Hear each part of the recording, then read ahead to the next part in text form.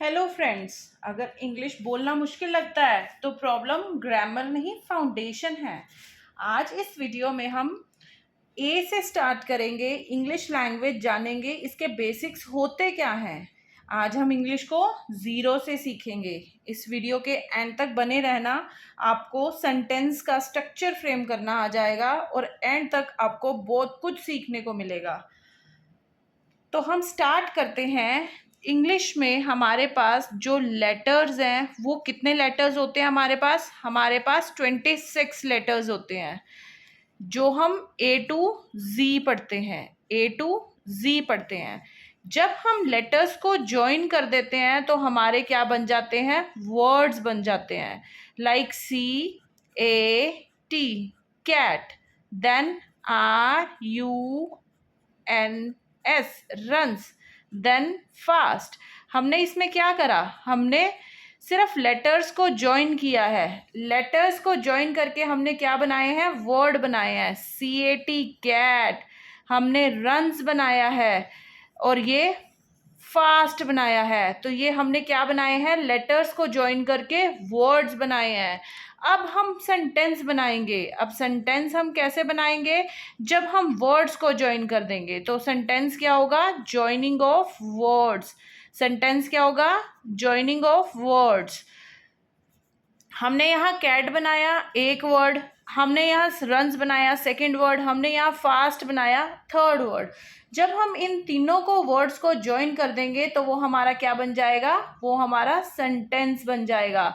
तो क्या सेंटेंस बनेगा? Cat runs fast. Cat runs fast. तो आज हमने क्या सीखा? हमने सीखा सबसे पहले हमारे पास लेटर्स होते हैं 26 A to Z और वर्ड्स होते हैं जब हम लेटर्स को ज्वाइन करके बनाते हैं। और सेंटेंस क्या होता है? जब हम वर्ड्स को ज्वाइन कर देंगे तो वो हमारा क्या बन जाएगा? Sentence. Like cat runs fast. तो ये बेसिक स्ट्रक्चर है, ये आपको पता होना जरूरी है। नाउ सपोज, क्या आप वर्ड्स को ज्वाइन कर दोगे तो वो मीनिंगफुल सेंटेंस बनेगा? नो, हर टाइम हर बार ये पॉसिबल नहीं है। सपोज मैंने लिखा Rahul eating is food now। क्या ये हमने ये वर्ड्स को ज्वाइन कर दिया तो क्या ये सेंटेंस फ्रेम कर रहा है? ये सेंटेंस तो फ्रेम कर रहा है बट मीनिंगफुल सेंटेंस फ्रेम नहीं कर रहा। तो इसको फ्रेम करने का हमारे को स्ट्रक्चर भी पता होना जरूरी है। इसको करने के लिए स्ट्रक्चर पता होना जरूरी है। जब हमने इतने सारे वर्ड्स अपने माइंड में गैदर कर लिए कि इस सेंटेंस को बनाने के लिए हमें ये वर्ड चाहिए, तो इनका करेक्ट ऑर्डर भी तो पता होना ज़रूरी है। तो इनका करेक्ट ऑर्डर पता करना भी हमारे लिए बहुत ज़रूरी है। तो इसका करेक्ट ऑर्डर क्या होगा? जस्ट ध्यान से देखिए। Just wait for a minute. ये वीडियो का थोड़ा सा हमारा सेटिंग हिल गया है। Now see, Rahul eating is food now. तो इसका स्ट्रक्चर क्या होगा? करेक्ट ऑर्डर में इसको अरेंज करने का, सबसे पहले हमारे पास सब्जेक्ट आएगा। सब्जेक्ट के बाद हमारे पास क्या आएगी? हेल्पिंग वर्ब आएगी। हमारे पास हेल्पिंग वर्ब आएगी। हेल्पिंग वर्ब के पास हमारे पास क्या आएगा? हमारे पास मेन वर्ब आएगी। मेन वर्ब के बाद हमारे पास क्या आएगा? मेन वर्ब के बाद हमारे पास आएगा ऑब्जेक्ट आएगा। तो नंबर 1 पे हमारे को ये चाहिए सब्जेक्ट, नंबर 2 पे हेल्पिंग वर्ब, नंबर 3 पे मेन वर्ब एंड नंबर 4 पे हमें ऑब्जेक्ट चाहिए। तो इन्हीं में से हम फाइंड आउट करेंगे। इन्हीं में से ही हमारा सब्जेक्ट भी है, हेल्पिंग वर्ब भी है, मेन वर्ब भी है और ऑब्जेक्ट भी है। तो सबसे पहले जानेंगे कि हमारे पास सब्जेक्ट क्या होता है। सबसे पहले सब्जेक्ट क्या होता है? सब्जेक्ट हमारे पास होता है काम को करने वाला। काम को करने वाला। काम को करने वाला कौन होगा? काम को करने वाला पर्सन होगा ना। कौन सा पर्सन होगा? या तो वो नाउन होगा, नहीं तो वो प्रोनाउन होगा। तो हम इस पे भी क्लियर वीडियो बनाएंगे, नाउन पे और प्रोनाउन पे। ठीक है। तो नाउन सबको पता है, name of place, person, thing, animal. और pronoun words used in place of noun, वो हमारे प्रोनाउन होते हैं, जैसे he, she, it, you, we, they. तो सब्जेक्ट हमेशा इनमें से होगा और उसको हमने नंबर 1 पे अरेंज कर देना है। फिर हमारे पास आती है हेल्पिंग वर्ब। अब हमारे को ये भी तो पता होना चाहिए ना कि हमारी हेल्पिंग वर्ब क्या चीज़ होती है। हेल्पिंग वर्ब होती है, नाम से ही सजेस्ट हो रहा है कि जो हेल्प कर रही है काम को कंप्लीट करने के लिए, तो वो होती है हमारे पास हेल्पिंग वर्ब। फिर आती है मेन वर्ब। अब मेन वर्ब क्या चीज़ है, इसी का सबसे ज़्यादा मेन रोल प्ले होता है सेंटेंस में। मेन वर्ब क्या होता है, हमारा कोई भी एक्शन। तो एक्शन हमारा कौन सा हो सकता है, हमारा खाना पीना सोना उठना बैठना, ये सारे हमारे एक्शन में जाएंगे। एक्शन मीन्स कुछ भी हो सकता है, प्ले भी हो सकता है, ईट हो सकता है, स्विम हो सकता है, डांस हो सकता है, एंड सो ऑन, कोई भी हमारा ये एक्शन हो सकता है। फिर हमारे पास आता है ऑब्जेक्ट। अब ऑब्जेक्ट क्या चीज होती है, ये भी तो क्लियर होना जरूरी है ना। ऑब्जेक्ट क्या होता है, ऑब्जेक्ट होता है जिस पर काम हो रहा है, जिस पर काम हो रहा है, जिस पर काम हो रहा है वो हमारा ऑब्जेक्ट होता है। ये मैं आपको क्लियर करूंगी एक एग्जाम्पल के साथ। तो सबसे पहले हम इसको अरेंज करते हैं, Rahul eating is food now. तो इसको हम किस करेक्ट ऑर्डर में अरेंज करेंगे, देखो इसका क्या मेन ठीक सोल्यूशन होगा। सबसे पहले हमारे पास काम को करने वाला राहुल है, तो हमने नंबर 1 पे राहुल लिख दिया। फिर हमारे पास नंबर 2 पे क्या है, हेल्पिंग वर्ब है इज, तो नंबर 2 पे हमने इज प्लेस कर दिया। फिर नंबर 3 पे हमारे पास क्या है, एक्शन। एक्शन ईटिंग हो रहा है, तो नंबर 3 पे हमने क्या प्लेस करा, ईटिंग। और नंबर 4 पे अब हम क्या प्लेस करेंगे, क्या वो खा रहा है, काम किसके ऊपर कर रहा है वो। अभी मैंने बताया था ना मैं ऑब्जेक्ट एक्सप्लेन करूंगी, तो किसके ऊपर काम किया जा रहा है, वो खाना खाने का काम कर रहा है, तो ये हमारा क्या हो जाएगा, ऑब्जेक्ट हो जाएगा। तो और बाकी जो भी रह गया उसको हम लास्ट में छोड़ देंगे।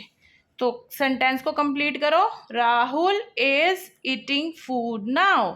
तो क्या ये इसी स्ट्रक्चर की हेल्प से आपका सेंटेंस फ्रेम हुआ कि नहीं हुआ।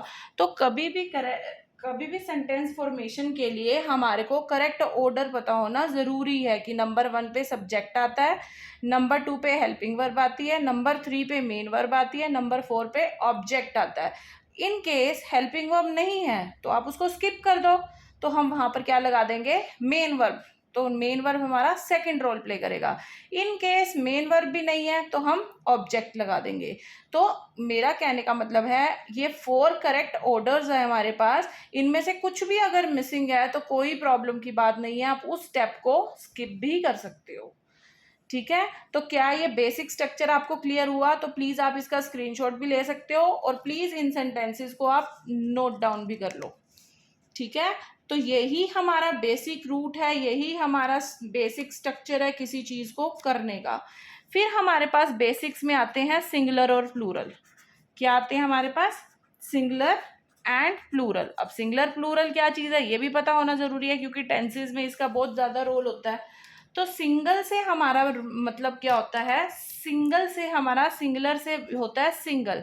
जब हम किसी सिंगल चीज के बारे में बात कर रहे हैं तो वो सिंगुलर होती है। और प्लूरल क्या चीज होती है, जब हम किसी ज्यादा के बारे में बात कर रहे हैं। सपोज अगर हम किसी बॉय की बात कर रहे हैं और वो सिंगुलर है तो बॉय आ जाएगा, अगर बहुत ज्यादा है तो हम यहाँ क्या लिख देंगे उसके लिए, बॉयज लिख देंगे। तो ये हमारा सिंगुलर हो गया, ये हमारा प्लूरल। प्लूरल मीन्स हम कह सकते हैं मैनी और सिंगुलर मीन्स हम कह सकते हैं one. And another example city. तो सिटी से पता चल रहा है कि किसी एक पर्टिकुलर सिटी की बात हो रही है। अगर मैं यहाँ सिटीज लगा दूं तो सिटी से क्या पता चलेगा, वो प्लूरल की बात हो रही है। मीन्स एक पर्टिकुलर सिटी की बात ना होके बहुत सारी सिटीज की बात हो रही है। तो ये होता है हमारा सिंगुलर एंड प्लूरल। फिर हम पढ़ते हैं इसमें फर्स्ट पर्सन जो हमारा बेसिक स्ट्रक्चर है, फिर हमारे पास आता है सेकंड पर्सन और फिर हमारे पास आता है थर्ड पर्सन। अब ये भी पता होना जरूरी है ये कौन कौन होते हैं फर्स्ट पर्सन, क्योंकि टेंसेज में इंग्लिश में इन चीजों का बहुत इंपॉर्टेंट पार्ट है। ठीक है, तो फटाफट से हम देखते हैं कि हमारा फर्स्ट पर्सन कौन होता है। फर्स्ट पर्सन, सेकंड पर्सन और फिर थर्ड पर्सन। अब हम बात करते हैं फर्स्ट पर्सन की। फर्स्ट पर्सन हमारे पास होता है आई और वी। आपको ये पता होना चाहिए, हमारा ये जो भी हम पढ़ रहे हैं ये बेसिक ट्रिक्स हैं, ये शॉर्टकट्स हैं आगे के फर्दर इंग्लिश लैंग्वेज के टॉपिक्स के, ठीक है।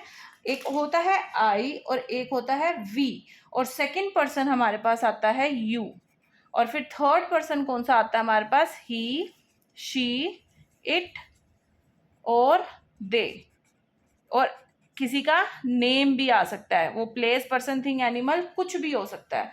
तो ये तो सारे सिंगुलर हो गए ये, और ये जो दे बना इसमें से दे किसके रूप में यूज हो रहा है, ये किसका रोल प्ले कर रहा है, ये प्लूरल का रोल प्ले कर रहा है। किसका प्ले कर रहा है, प्लूरल का। और आई भी आपको पता है आई सिंगल है, और वी किसका होता है, वी हमारा प्लूरल होता है।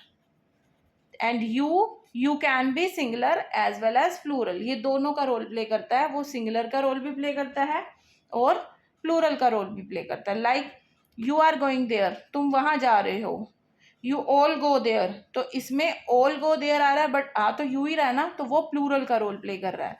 तो ये बेसिक स्ट्रक्चर इंग्लिश लैंग्वेज का आपको करना बहुत ज़रूरी है। ये ट्रिक्स एंड शॉर्टकट फॉर्मूलाज हैं जो आपको पता होना ज़रूरी है। तो ये इंग्लिश सेंटेंस फॉर्मेशन में बहुत इंपॉर्टेंट रोल प्ले करते हैं। तो अगर आपको वीडियो अच्छी लगी है तो लाइक शेयर सब्सक्राइब करिए, और नेक्स्ट टॉपिक भी मुझे बताइए आपको किस टॉपिक में प्रॉब्लम आती है, ताकि हम उसी टॉपिक को डिस्कस करें। Thank you.